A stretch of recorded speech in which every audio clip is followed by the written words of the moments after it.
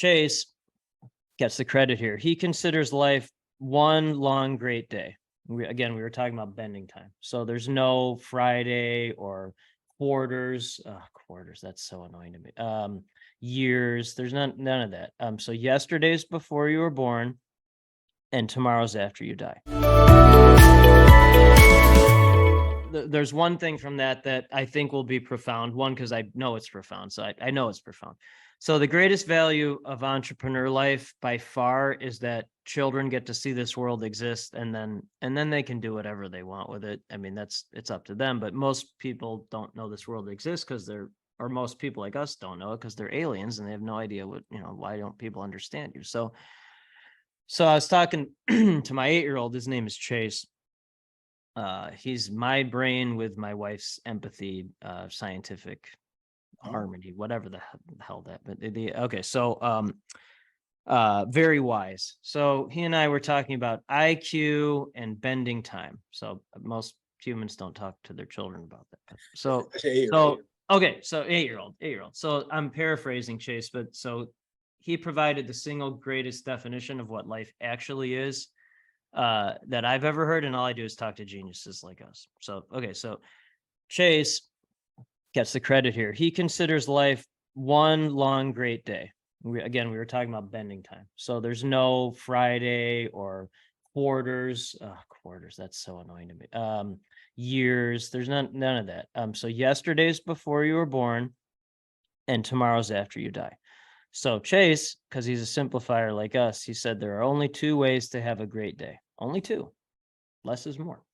So 1, create more living things. The fundamental purpose of any living thing is to create more living things. Now that can be an actual human life, or it can be like something like Strategic Coach or Abundance 360, or that's a living organism because it has living things in it.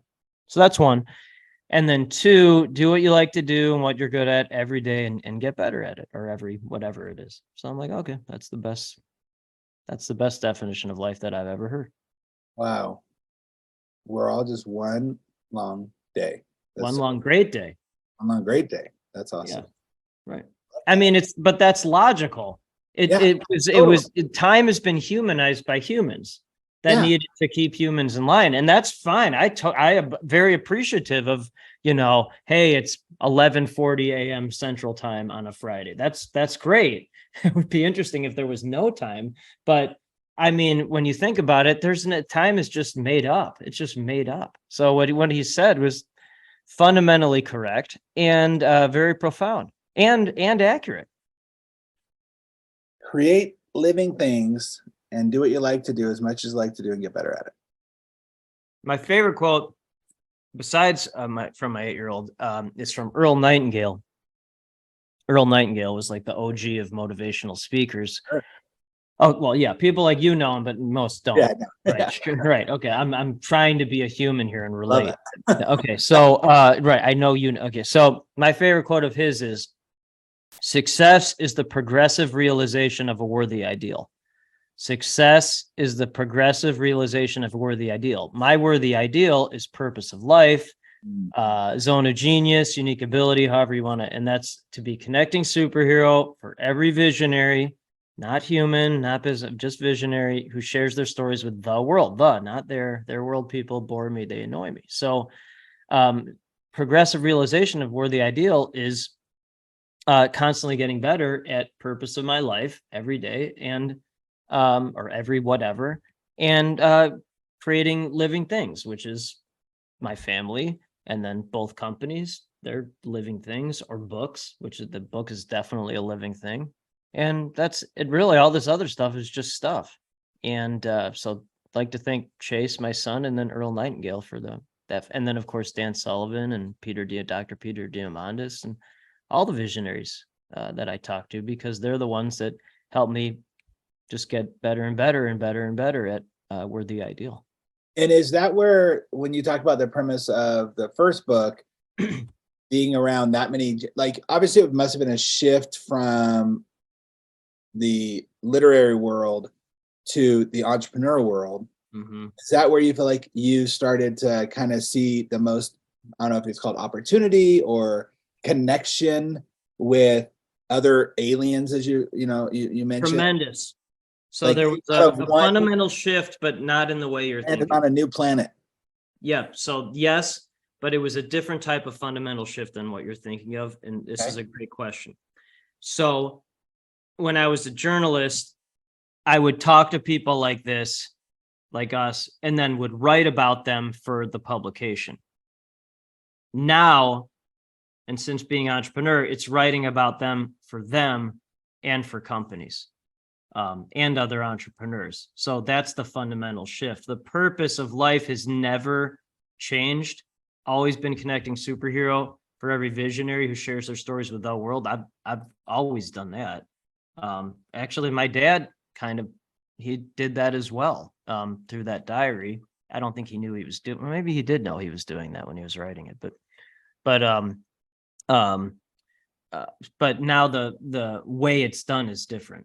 It's through being an entrepreneur, and then serving visionaries. It's serving them for them and Wow. other entrepreneurs. Yeah. I love it. I wonder how, this is just a thought of myself when you're talking about your books. Yeah.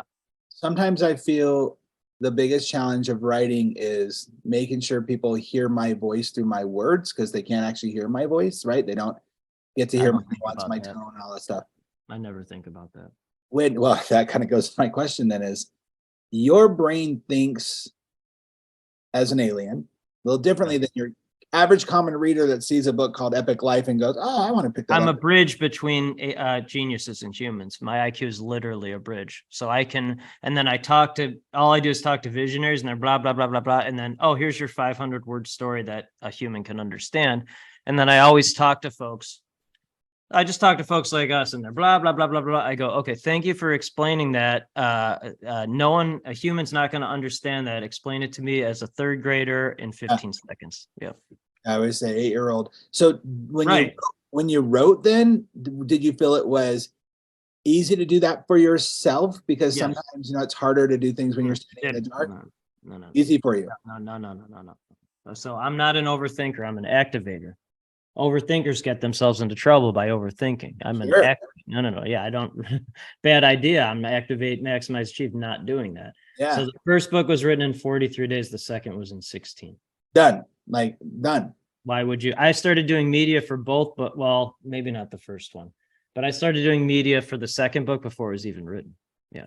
As soon as I knew Peter Diamandis was doing the forward, I started doing media. And that was February of 2022, came out in August. I still do 5+ interviews a week, which I'm grateful for, very grateful for these opportunities. Then what happens is, again, this is how you actually learn something, is you do it and you learn. So media, what I've learned is media wants to interview me first. And then many times they want to interview PR partners because it's only people like us. There are no business owners. It's all pure visionaries. And then and then shows like these are transformational platforms for entrepreneurs. That's what they actually are. Wow. Dude, I love talking to you. It's so much fun. And you're right, like two aliens talking to each other. I end every show with 4 questions based around your role of who you are, ROLE. What do you think is your highest and greatest responsibility on this earth? My family. What do you want as the ultimate outcome for your life? Be a good dad. What do you consider true leadership to be? I'm a dad who happens to be an entrepreneur. And what experience do you hope to have before now and dead?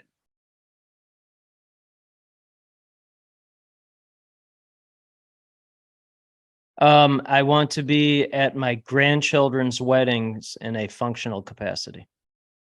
Ooh, wow. That is great. Wow. Well, Justin, every time we talk, I'm fascinated. One of my favorite things about our last call, and of course nobody else was on the call, is I told my wife, was your reaction to my kids not wanting to be entrepreneurs. That stuck out to me so much. I'm like, thank you for reacting the way that I feel. Almost disgusted. It was. And my wife corrected me because my daughter's, it's a different type of entrepreneur than when I guess we're coming up. She's an influencer. She makes her own money. She has her own business. Entrepreneur. Yeah. So she's an entrepreneur. My son sees the benefit of that, and I don't know, we'll see. But I want to thank you for taking your time to be with us and to share with us on our show here, because you're wise. I love talking to you. I love feeling validated as we're talking, going, yes. I hope people are like me in their cars or on the treadmill, wherever they're shaking their head or nodding their head like, yep. And I hope that you continue to have just one great day. Hey, there's no reason to learn how to own your role on your own. If you like that clip, go ahead and click right here for another one. Or if you want to watch the entire podcast, go ahead and click right here. Also, don't forget to like and subscribe.